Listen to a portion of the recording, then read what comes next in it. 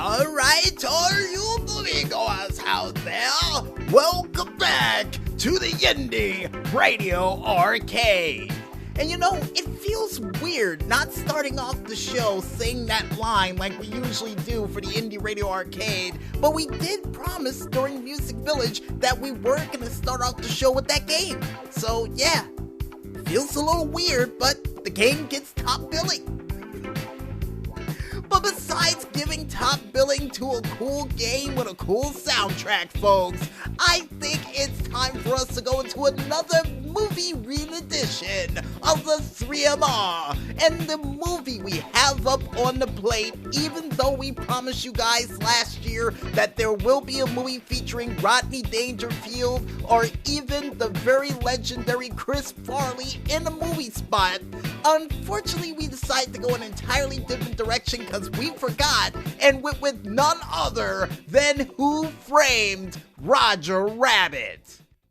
And the meat and potatoes of this said film, which involves none other than Eddie Valiant, who would get hired on to investigate an adultery scandal between Jessica Rabbit and Marvin Acme, would then find out that after Marvin Acme would get murdered and Roger would be framed for it, would have to clear Roger's name all before Judge Doom decides to vow justice and catch and destroy Roger with his concoction known as the Dip.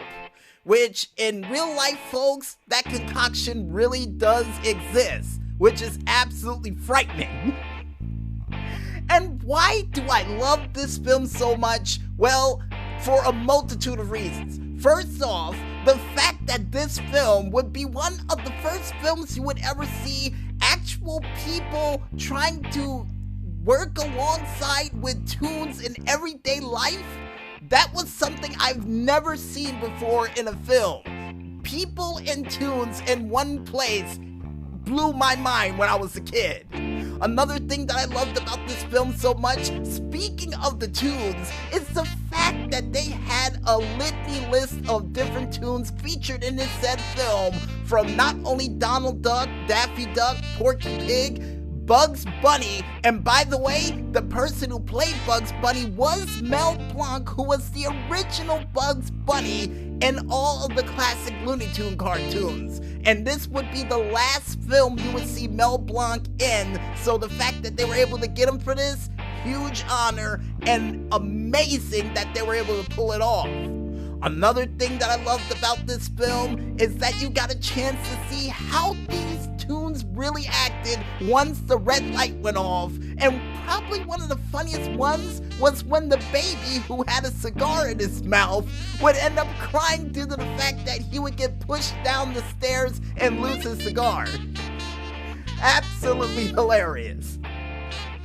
Another thing that we liked about this film, and speaking of the actors, folks, is not only the fact that they got Doc Brown, Christopher Lloyd to play Judge Doom in this said film was absolutely awesome, and even Bob Hoskins, who played Super Mario in the movie Super Mario Brothers, to be Eddie Valiant in this said film.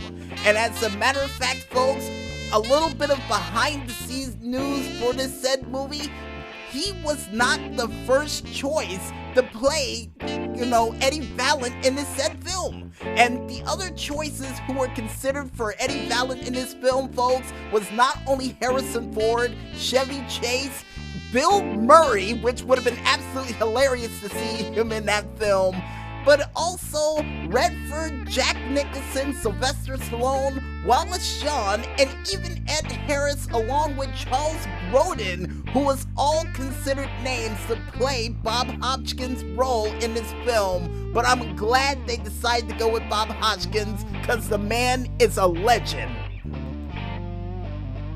Another thing that I loved about this film, besides the litany list of actors that we would mention during this film, but there were so many I couldn't even count, but the fact of the music that sounded like something from a 1960s or 1920 detective film was another nice touch that I appreciated in this said film.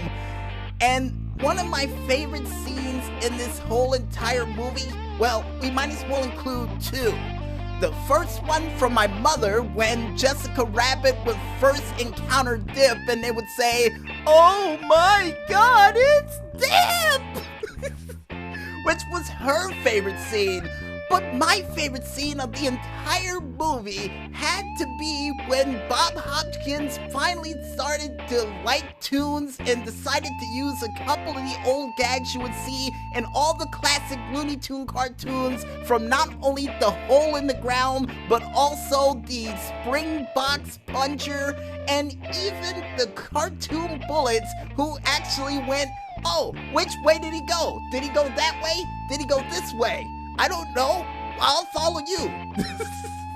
Which was ridiculous to see that they had actual cartoon Bullets arguing with each other to see which way the target went. I don't know why that was so funny to me, but it was. Especially that Bullet that actually turned into Injun Joe and actually decided to use a tomahawk to break a bottle over a guy's head instead of shooting straight through it, which still to this day I find hilarious. Well, that and the weasels. Those were another hilarious thing about the film. And another thing that we loved about this film so much, and actually learned to appreciate this film even more with the records that it broke, is the fact that not only this film holds the record for the longest end credits of all time with well over 800 names mentioned during the said film, but also the fact that this was considered as one of the most expensive movies ever made in 1988, all the way until 1991 when Terminator 2 Judgment Day came out and toppled its $70 million record with well over $100 million.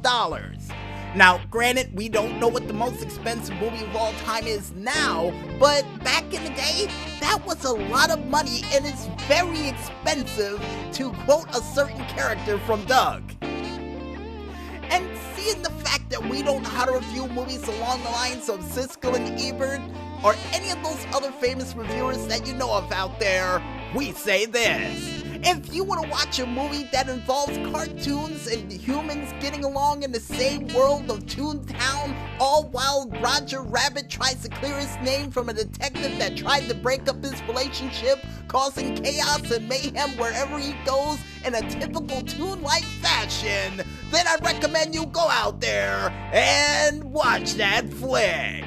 And try to count as many cameos as you can in this said cartoon, cause I'm pretty sure he missed a couple, including Betty Boop. And I guess with that said, folks, we might as well head back into this music once again, and when we return, we'll be back with another edition of the Instant Classic Video Game Review, right after a word from our sponsors. So don't run out of quarters just yet, folks, and stay tuned.